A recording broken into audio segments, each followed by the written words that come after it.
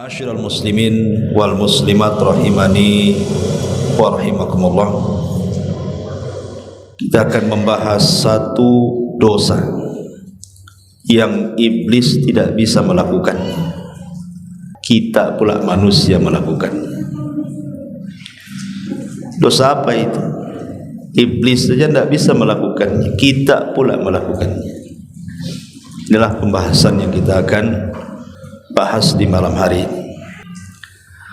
Ma'asyiral muslimin yang dimuliakan Allah Subhanahu wa taala.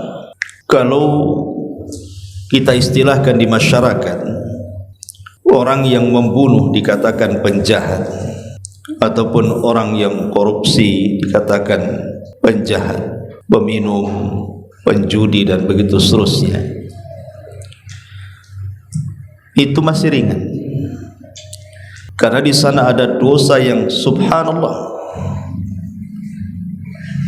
yang saya katakan di awal, iblis saja tidak bisa melakukannya. Kita pula yang terkadang mengaku Islam, bahkan sebagiannya salat, sebagiannya puasa, bersyahadat, melakukan ibadah baca Quran, zikir, tapi justru melakukan dosa yang iblis tidak melakukannya. Ma'asyiral muslimin yang dimuliakan Allah Azza wa Jalla, kalau seandainya saya bertanya kepada anda semuanya, siapa iblis itu? Tentu kita katakan bahwa iblis itu adalah biang keroknya setiap kerusakan. Dialah ra'sus syarr. Artinya dia adalah pemimpin kejahatan. Karena setiap ada kejahatan pasti di baliknya ada iblis dan syaitan. Tetapi walaupun kita katakan iblis itu adalah pusat daripada kejahatan, makhluk yang dilaknat oleh Allah Subhanahu wa taala, diusir dari surga dan menjadi musuh terberat manusia. Walaupun demikian, iblis itu masih beradab dengan Allah. Dia masih punya akhlak, punya adab kepada Allah Subhanahu wa taala. Makanya kalau kita lihat dalam Al-Quran, seburuk-buruknya iblis itu disebutkan dalam surah Shad ayat 82. Kalau bersumpah di hadapan Allah Azza wa Jalla, dia mengatakan apa? Qala fabi izzatika la ughwiyannakum ajmain. Iblis berkata, demi kemuliaanmu ya Rabb, demi keagunganmu ya Rabb, demi kebesaranmu, aku akan menyesatkan manusia semuanya. Jadi iblis masih beradab, masih memuji Allah Subhanahu wa taala, karena masih mengatakan fabi izzatika, demi kemuliaan, ketinggian, kebesaran. Jadi iblis saja masih beradab kalau bicara dengan Allah Azza wa Jalla.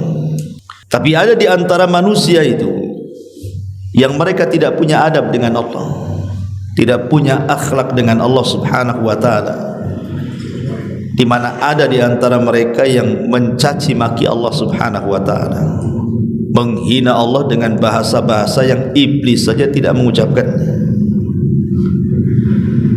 Bahkan orang-orang Yahudi sekalipun, ataupun orang-orang Nasrani, kalau kita katakan bahwa mereka dalam keyakinan kita umat Islam orang-orang kafir, kalau mereka tidak masuk Islam maka mereka akan masuk neraka dan dikekalkan di dalamnya. Itu keyakinan kita umat Islam.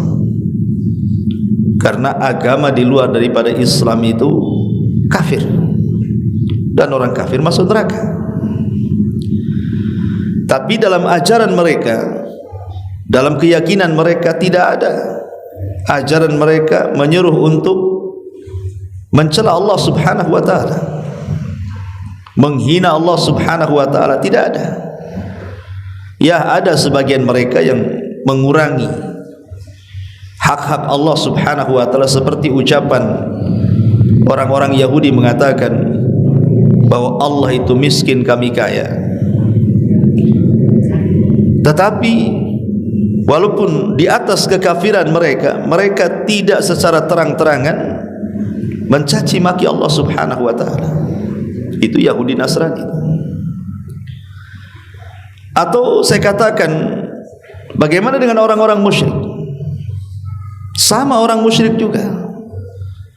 Walaupun mereka menyembah berhala, paling tinggi orang-orang musyrik itu, mereka menyamakan berhala mereka dengan Allah, atau menjadikan berhala-berhala mereka itu menjadi perantara mendekatkan diri kepada Allah Azza wa Jalla. Tapi tidak ada di antara mereka yang mendongakkan kepala ke atas dan menghina Allah Subhanahu wa taala. Makanya heran, ada di antara kaum muslimin yang mengaku Islam, bersyahadatkan alla ilaha illallah wa anna Muhammadar Rasulullah. Dia pun mengerjakan salat, bahkan mereka pun haji, umrah. Tapi di antara mereka ada yang tidak beradab dengan Allah, berani menegakkan pandangan mereka ke langit dan menghina Allah Subhanahu wa taala. Binatang saja tidak ada yang mencaci maki Allah. Binatang. Karena binatang itu justru mereka bertasbih. Tidak ada satupun binatang yang mencaci maki Allah, menghina Allah, itu tidak ada. Wa in min kulli syai'in illa yusabbihuna bihamdi walakin la yafqahuna tasbihahum walakin la tafqahuna tasbihahum. Segala sesuatu yang diciptakan Allah Subhanahu wa taala, termasuk juga binatang ataupun benda-benda padat seperti pohon, batu dan yang semacamnya, pekerjaan mereka hanya bertasbih kepada Allah Subhanahu wa taala. Tapi ada di antara manusia itu yang lebih buruk dibandingkan binatang. Makanya persis yang difirmankan Allah Subhanahu wa taala, ulaika kal an'am bal hum adhal. Di antara manusia itu ada yang seperti binatang, bahkan lebih buruk dibandingkan binatang. Nah, binatang tidak ada yang mencela Allah. Kita pula manusia mencela Allah Subhanahu wa taala. Ma'asyiral muslimin yang dimuliakan Allah Subhanahu wa taala, inilah pembahasan kita bahwa dosa yang tidak bisa dilakukan iblis adalah menghina Allah Subhanahu wa taala, mencaci maki Allah Subhanahu wa taala, dan itu disayangkan keluar dari lisan-lisan yang mengaku muslim. Seperti apa? Nah, ini kita akan bahas. Ma'asyiral muslimin yang dimuliakan Allah Subhanahu wa taala, dahulu di zaman Nabi sallallahu alaihi wasallam, ketika para sahabat Nabi sallallahu alaihi wasallam pulang dari peperangan Tabuk, dan kita tahu bahwa Tabuk ini musuh yang dihadapi Rasul itu bukan orang-orang musyrik Quraisy ataupun bukan orang-orang Yahudi Madinah, tapi imperium Nasrani, Romawi. Dan itu dipimpin langsung sama Nabi, dan Allah Subhanahu wa taala berikan kemenangan. Di tengah jalan mereka beristirahat. Rupanya orang-orang munafik, mereka sedang duduk-duduk berpisah dari rombongan kaum muslimin. Tiba-tiba satu di antara mereka mengatakan dan mengisyaratkan pandangannya kepada para qurra, para penghafal Quran yang sedang berhalaqah di sekitar Nabi.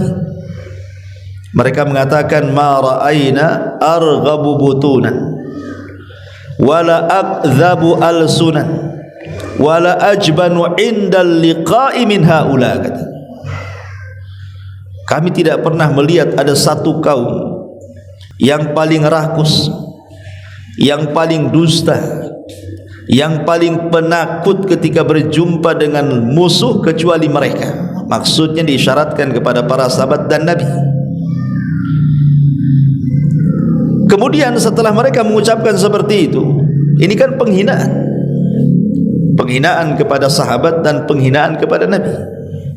Turun ayat, qul abillahi wa ayatihi wa rasulihi kuntum tastahzi'un la ta'tadhiru qad kafartum ba'da imanikum. Apakah dengan Allah, dengan Rasul, dengan ayat-ayatnya kalian berani mengejek, mengolok-olok? Jangan pernah cari-cari alasan, karena kalian sudah menjadi kafir setelah keimanan kalian. Ketika ayat ini turun, orang-orang munafik pun kemudian mereka lari meminta maaf kepada Nabi SAW yang ketika itu Rasul berada di atas unta. Mereka mengejar unta Rasul dan mereka mengatakan, ya Rasulullah, innama kunna nakhudu wa nal'ab. Rasul, kami ini hanya main-main saja, tidak serius. Kami ini hanya sendar gurau saja, main-main saja untuk menghilangkan kepenatan. Makanya kami hanya bercanda biar penat kami hilang dengan bercanda itu.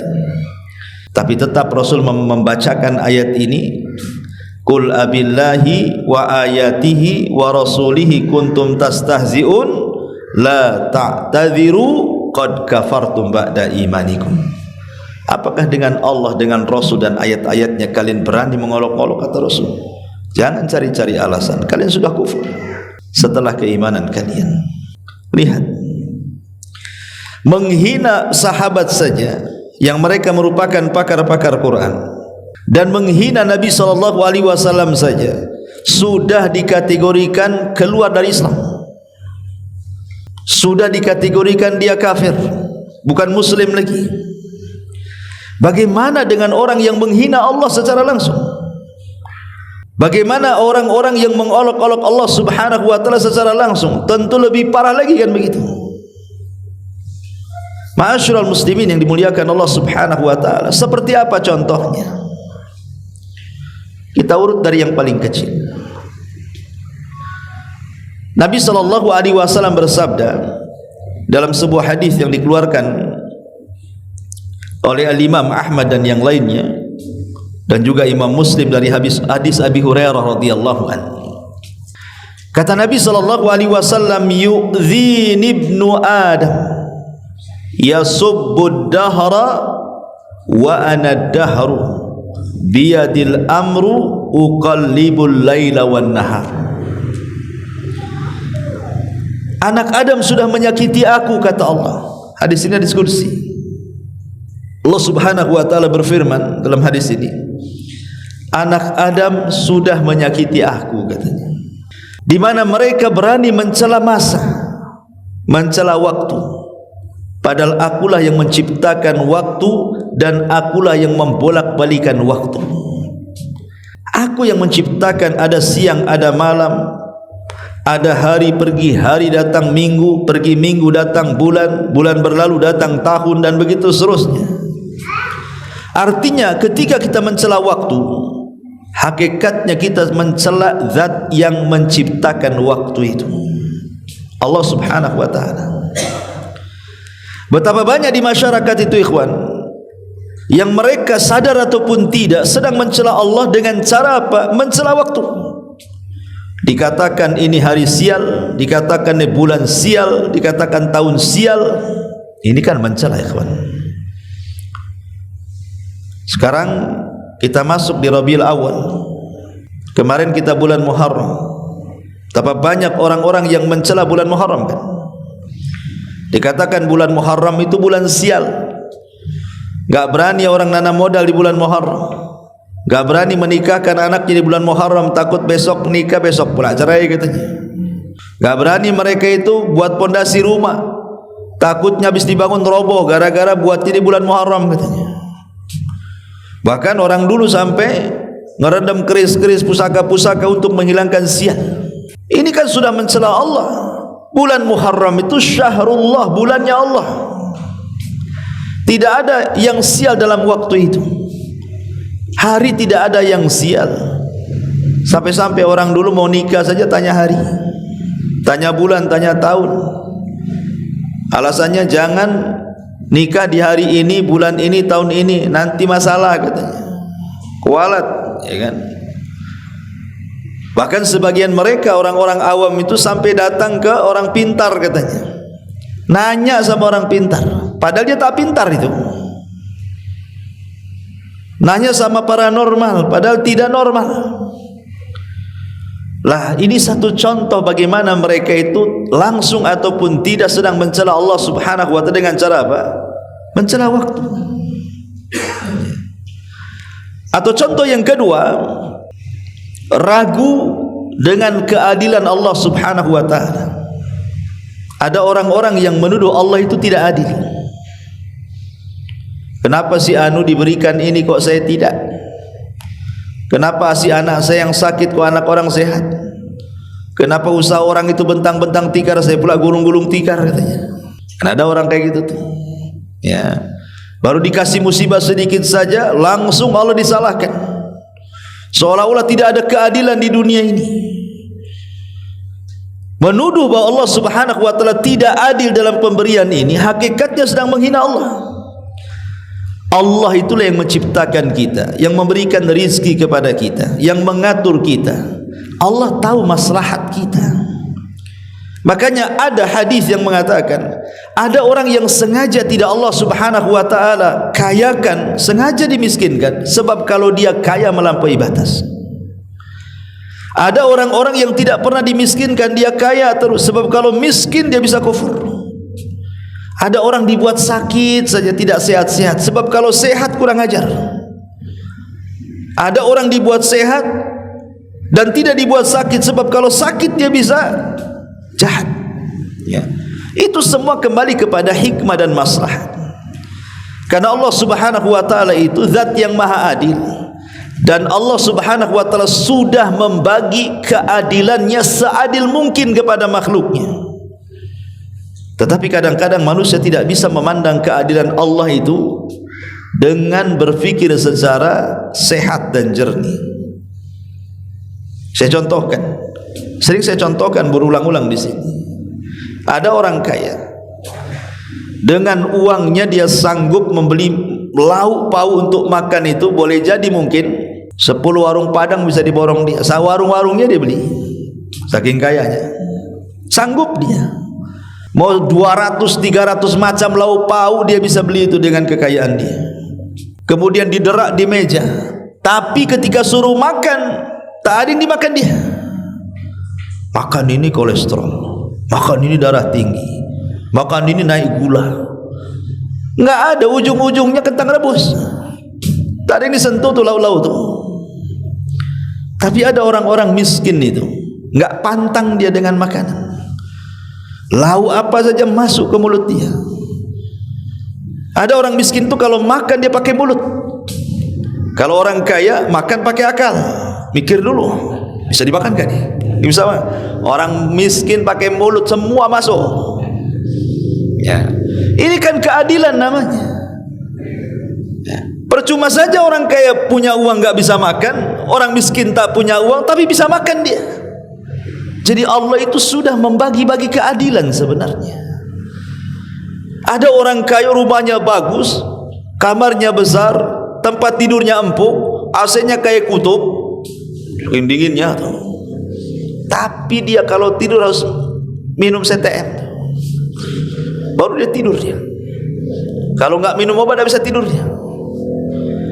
Tapi ada orang miskin sudah nyewa di rumah liar. Kalau hujan pula bocor, panas ya kepanasan. Asal tengok bantal ngorok 1 kilo kedengaran. Coba kan, kurang apa adilnya Allah tuh? Allah itu sudah membagi keadilan sebenarnya. Ini yang harus kita syukuri. Makanya ketika ada orang yang ragu-ragu dengan keadilan Allah Azza wa Jalla, hakikatnya dia sedang mencela Allah. Allah itu paham loh maslahat hambanya. Ya. Ini yang rendah-rendah ini, tapi ini saja sudah bahaya. Apalagi kemudian lebih daripada itu, seperti menghina syariat, menghina solat. Buat apa solat itu? Lelah letih takbiratul ikhram, ruku, sujud, habisin waktu aja katanya. Bagus saya kerja. Buat apalah puasa itu, lapar-lapar? Apa? Untuk apa faedahnya puasa itu? Lapar aja katanya. Bagus makan katanya. Buat apa itu pakai jilbab tuh sampai tidak kelihatan matanya, apa nggak panas tuh, nggak rungsap tuh. Orang-orang seperti ini persis yang difirmankan Allah Subhanahu wa taala, "Dzalika bi annahum karihu ma anzalallah fa ahbata a'malahum." Orang-orang yang mengucapkan seperti ini, kata Allah, karena mereka membenci apa yang Allah turunkan kepada mereka, maka hancur leburlah amalan mereka, kata Allah. Ada orang-orang itu yang subhanallah dicelanya. Pokoknya yang berkaitan dengan atribut agama dicela dia. Janggut dicela, cingkrang dicela, cadar dicela, kan begitu. Ma'asyiral muslimin yang dimuliakan Allah Azza wa Jalla, maka jangan sampai mencela syariat, karena syariat ini turun dari zat yang membuat syariat, Allah Subhanahu wa ta'ala. Ketika kita mencela syariat, berarti kita telah mencela yang membuat syariat, Allah Subhanahu wa ta'ala. Ini bahaya, ya, bahaya. Kalau kita tidak sanggup atau belum sanggup mengamalkan syariat yang diturunkan Allah, tapi jangan dicela. Mungkin ada orang yang belum sanggup mengamalkan apa yang Allah Azza wa Jalla turunkan. Mungkin kalau saya seperti antum belum bisa lah kayaknya. Kalau saya lakukan seperti antum mau bisa masalah, ya. Enggak masalah seperti itu kan. Tapi kalau kemudian dicela syariatnya, ini yang jadi masalah. Ketika kemudian seseorang mencela janggut itu umpamanya, sebenarnya dia tidak sedang mencela kita. Bisa saja dia sedang mencela Allah dan Rasulnya. Atau orang yang mencela cadar, bukan dia sedang mencela orang yang bercadar, tapi dia sedang mencela yang mensyariatkannya. Atau dia mencela solat, mencela haji, mencela umrah, mencela apapun lah yang terkait dengan syariat. Hakikatnya anda sedang mencela zat yang membuat syariat Allah Subhanahu wa ta'ala. Ya, ini contoh yang ketiga. Contoh yang keenam, yang keempat. Dan ini biasanya kita dengar dari orang-orang liberal biasanya. Orang-orang liberal, mereka ngaku Islam tapi liberal. Namanya Islam liberal. Ya. Islam plural istilahnya. Mereka mengatakan apa? Bahwa manusia ini bebas memilih agama. Ini kan kufur, ikhwan. Masa ya orang disuruh bebas memilih agama? Membuat logika-logika, banyak jalan menuju Roma katanya. Dengan kata lain, banyak jalan menuju sorga. Apapun agamanya nanti ketemu di sorga katanya. Umat Islam sudah tegas. Allah yang mengatakan, inna dina indallahil Islam. Agama yang paling diridhoi Allah itu hanya Islam. Bahkan Allah mengancam, wa man yabtagi ghairal islami dinan falan yuqbala minhu wa huwa fil akhirati minal khasirin. Barang siapa yang mencari agama di luar daripada Islam selain tidak diterima, maka dia termasuk orang-orang yang rugi. Kenapa dianggap rugi? Karena Allah yang mengatakan amilatun nasibah tasla naran hamiyah. Lelah letih dia bekerja beramal di dunia, rupanya enggak diterima, ujung-ujungnya masuk neraka. Qul hal nunabbiukum bil akhsarina a'mala alladzina dhalla sa'yuhum fil hayatid dunya wa hum yahsabuna annahum yuhsinuna sun'ah, kata Allah. Maukah ku kabarkan kepada kalian, kata Allah, orang yang paling rugi amalannya itu, yang sia-sia amalannya, yaitu orang-orang yang menyangka mereka di atas kebaikan, padahal justru mereka di atas kesesatan. Ma'asyiral muslimin yang dimuliakan Allah Azza wa Jalla, perkataan bahwa manusia bebas memilih agama, manusia boleh memilih keyakinan, ini bisa kufur, ikhwan. Kita harus fanatik dengan Islam, ya. Kalau yang mengatakan kata-kata seperti ini orang kafir, terserah.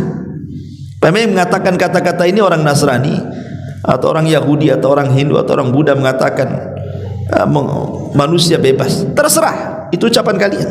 Lakum dinukum waliyadin.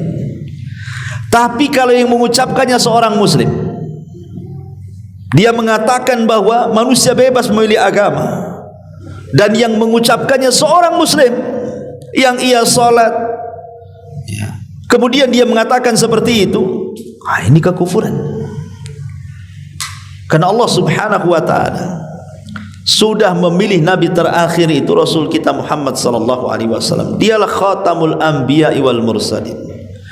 Dari lisan Rasul terkeluar apa?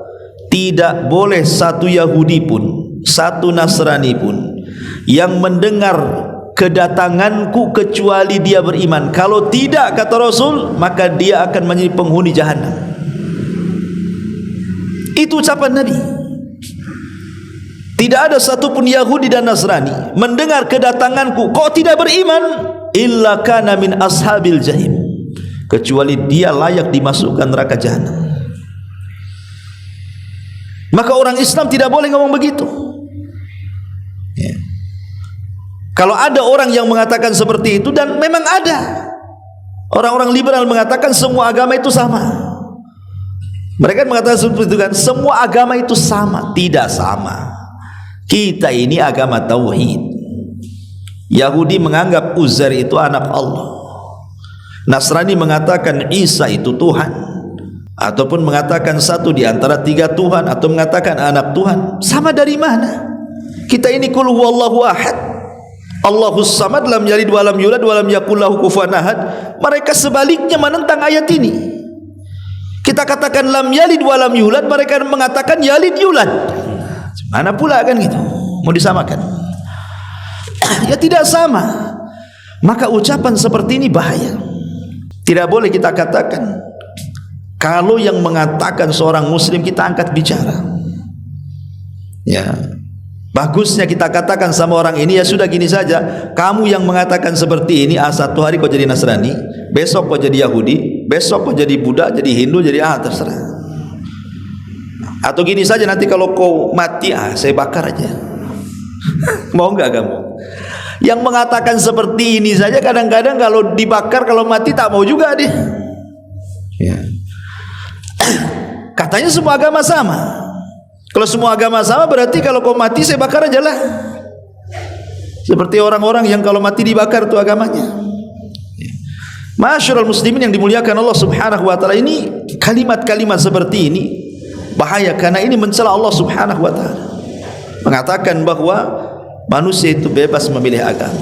Atau yang kelima contohnya, mengatakan bahwa undang-undang manusia itu lebih baik dibandingkan undang-undang Allah. Ada sebagian orang mengatakan seperti itu. Kayaknya kalau negeri kita ini berlandaskan Al-Quran dan Sunnah, tidak cocok. Ya, cocoknya pakai undang-undang kita. Kalau dia mengatakan kalimat ini, masih meyakini bahwa Quran Sunnah itu di atas undang-undang manusia,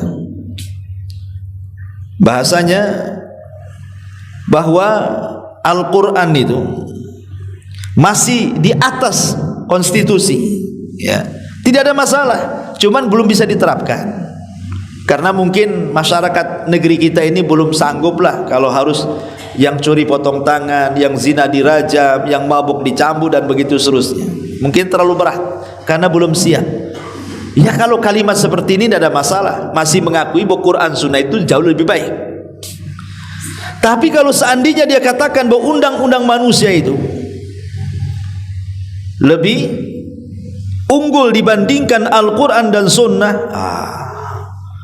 ini parah nih. Bahkan yang lebih parah pula mengatakan apa? Bahwa Quran dan Sunnah itu hanya cocok dipraktekan di zaman Nabi. Zaman sekarang ini kayaknya nggak cocok. Ini kan melampau kata-kata seperti ini. Allah subhanahu wa ta'ala mengutus Nabi itu bukan untuk orang Arab saja. Kalau memang Nabi itu diutus untuk orang Arab saja, wajarlah keluar kalimat itu. Berarti cocok untuk orang Arab, tak cocok untuk orang Indonesia, kan begitu. Tetapi Allah subhanahu wa ta'ala ketika mengutus Nabi sallallahu alaihi wasallam itu, wa ma arsalnaka illa rahmatan lil alamin, tidaklah kami utus engkau Muhammad kecuali menjadi rahmat bagi seluruh manusia. Dan kekhususan Nabi SAW dari 5 kekhususan yang tidak diberikan kepada para Nabi dan Rasul, kata Rasulullah, aku diutus kepada seluruh manusia, bahkan bukan manusia, jinnya pun diutus Rasul ke situ. wa ma khalaqtul jinna wal insa illa liya'budun. Kalau kita sudah paham bahwa Nabi itu bukan diutus untuk orang Arab saja, tetapi untuk semua manusia, maknanya Quran Sunnah ini berlaku untuk kemaslahatan manusia. Dan relevansi Al-Quran itu akan berlangsung sampai hari kiamat, karena zaman ini akan terus mengikuti Quran dan Sunnah, bukan Quran Sunnah ikut zaman. Zaman yang ikut Quran Sunnah, karena Quran Sunnah itu dipraktekkan di mana zaman pun akan tetap relevan, akan tetap sesuai. Karena Allah Subhanahu wa ta'ala, Dialah yang menciptakan kita, Dia yang memberikan rizki kepada kita, Dialah yang menghidupkan dan mematikan kita, Dia juga yang mengutus Rasulnya, Dia yang memahami maslahat kita. Allah yang tahu maslahat kita, bukan kita yang tahu maslahat kita sendiri. Allah lebih tahu maslahat makhluknya. Makanya diutus Rasul, diturunkan Quran untuk maslahat kita. Tapi undang-undang manusia itu, dia cocok bagi sebagian orang, tidak cocok bagi sebagian yang lain. Itu undang-undang manusia. Boleh jadi undang-undang di negeri kita ini cocok untuk negeri kita saja, tapi kalau dipraktekkan di negeri lain belum tentu cocok. Betapa banyak undang-undang yang diadopsi dari barat, ketika dipraktekkan di negeri kita tak cocok, kan begitu. Karena undang-undang manusia itu terbatas, cocok kepada sebagian, tidak cocok kepada yang lainnya. Karena manusia itu tidak memahami maslahat seluruh manusia satu dunia. Tapi Allah itu tahu maslahat makhluk yang diciptakannya. Bagaimana kok orang itu bisa mengatakan seperti itu? Quran itu kalamullah, itu ucapan Allah, bukan ucapan Muhammad sallallahu alaihi wasallam. Sebagaimana dulu kan pernah viral juga itu di negeri kita ini, yang menghina Al-Quran dan dikatakan Quran itu asatirul awalin. Rupanya bukan orang-orang jahiliyah saja yang mengatakan seperti itu, yang mengatakan bahwa Quran itu dongengan orang-orang dulu yang diceritakan oleh Muhammad, kata orang-orang jahiliyah. Ada pula di zaman sekarang yang sudah modern ngomong gitu juga tuh, persis seperti Abu Lahab, Abu Jahal, mengatakan bahwa Quran ini dongengan Muhammad saja katanya. Na'udzubillah. Quran itu kalamullah, dia firman Allah Azza wa Jalla untuk kemaslahatan kita semuanya. Lah ucapan mengatakan bahwa undang-undang Allah itu tidak lebih baik dibandingkan undang-undang manusia, atau mengatakan bahwa undang-undang Al-Quran dan Sunnah itu cocok di zamannya, di zaman turunnya saja, tapi tidak dicocok di zaman sekarang, ini kalimat kufur. Ini bahaya. Iblis saja enggak mengatakan seperti itu, Anda pula mengatakan seperti itu, ya. Atau contoh yang lainnya, ini keberapa ini? Keenam, ya. Yang keenam, kelima keenam, nggak ngitung antum, ketujuh lah. Atau umpamanya orang yang menghalalkan yang diharamkan atau mengharamkan yang dihalalkan. Seperti umpamanya ada orang mengatakan, ya, silakan minum khamar. Oh, kalau saya tak minum khamar, ya. Kenapa saya tak minum khamar? Karena khamar ini tak sehat. Tapi kalau engkau ingin minum khamar, minum aja lah, katanya. Ini hati-hati ngomong begini, ya. Kalimat kalau engkau mau minum khamar, minumlah. Karena ada kayak gitu tuh. Kalau saya tak minum, kalau kau mau minum, minum aja. Bahaya omongan kayak gini nih. Harusnya antum katakan jangan, ini haram, gitu harusnya, ya. Sebab kalau seandainya kita mengatakan kalau mau minum-minum saja, ini sama langsung ataupun tidak, dia mengatakan seolah-olah khamar itu halal, boleh diminum kan? Cuma saya tak mau minum. Lah ucapan sederhana seperti ini membahayakan akidah ini. Karena sama menghalalkan yang diharamkan namanya. Kalau saya tak zina, kalau kamu zina silahkanlah. Begitu pula, ya. Ini kalimat-kalimat seperti ini bahaya, jangan diucapkan. Kita katakan yang haram ya haram selama sampai kiamat, yang halal ya halal. Rasul yang mengatakan al halalu bayyinun wal haramu bayyinun. Yang halal itu jelas kok, yang haram juga jelas. Kenapa jadi kabur gara-gara ucapan seperti itu? Maka orang yang menghalalkan yang diharamkan ataupun sebaliknya, maka ini bahaya. Ini sama dengan menghina Allah Azza wa Jalla. Tidak boleh terlontar kata-kata seperti ini, karena ini membahayakan akidah. Ya. Ma'asyiral muslimin yang dimuliakan Allah Subhanahu wa taala, dari uraian-uraian yang sederhana tadi, contoh-contoh yang sedikit, kalau kita bentangkan banyak contohnya. Allah Subhanahu wa taala mengatakan dalam Al-Qur'an, innal ladzina yu'dzunallaha wa rasulahu la'anahumullahu fid dunya wal akhirah wa a'adda lahum adzaban muhina.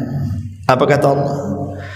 Orang-orang yang menyakiti Allah dan Rasulnya, orang-orang yang menyakiti Allah dan Rasulnya, Allah laknat mereka di dunia dan di akhirat, dan Allah sudah siapkan bagi mereka azab yang akan menghinakan mereka. Lihat,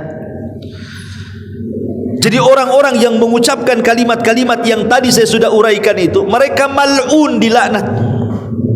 Kan hakikatnya mereka sedang menyakiti Allah dan Rasulnya. Dan orang-orang yang menyakiti Allah dan Rasulnya, kata Allah, la'anahumullah, Allah melaknat mereka. Apa arti laknat? Dijauhkan daripada rahmat, didekatkan dengan azab. Nah, itulah namanya laknat. Kalau ada kata-kata laknat, artinya orang itu dicabut rahmatnya dan didekatkan dengan azabnya. Nauzubillah. Ya. Jadi kalau ada orang-orang yang mengucapkan kalimat-kalimat seperti tadi, mereka itu mal'un, dilaknat oleh Allah Subhanahu wa taala. Sadar ataupun tidak, mereka sudah keluar dari Islam. Mereka harus bertobat dengan taubatan nasuha, karena mereka sudah menyakiti Allah dan Rasulnya. Kalau mereka tidak tobat, wa'adda lakum azaban muhina. Ketika di dunia mungkin mereka masih diberikan kasih sayang Allah, mereka maksiat kepada Allah, tapi Allah masih kasihan dengan mereka, masih juga diberikan hidup, diberikan rizki, diberikan kesehatan. Bukan berarti tanda Allah sayang dan membiarkan kezaliman mereka, tetapi Allah masih memberikan kesempatan kepada mereka untuk bertobat. Atau yang kedua, Allah sengaja membuat mereka istidraj. Istidraj itu dibiarkan sampai pada waktunya mereka akan diazab. Ya. Dua pilihan saja. Boleh jadi Allah memberikan kesempatan mereka hidup untuk bertobat, atau sengaja Allah biarkan mereka hidup dan menikmati fasilitas Allah, tetapi ini hanya sekedar istidraj. Dibiarkan hidup sampai pada waktunya mereka akan diazab. Dibiarkan hidup itu supaya dilipat-lipatkan dulu dosanya, supaya makin banyak dosanya, akhirnya Allah akan azab dengan seazab-azabnya. Nauzubillah. Ya. Ma'asyiral muslimin yang dimuliakan Allah Subhanahu wa taala, inilah di antara dosa yang iblis saja tidak melakukannya. Bahkan orang yang mencela Allah itu lebih buruk dibandingkan para penyembah berhala, bahkan lebih hina dibandingkan binatang, bahkan lebih parah dibandingkan Yahudi dan Nasrani.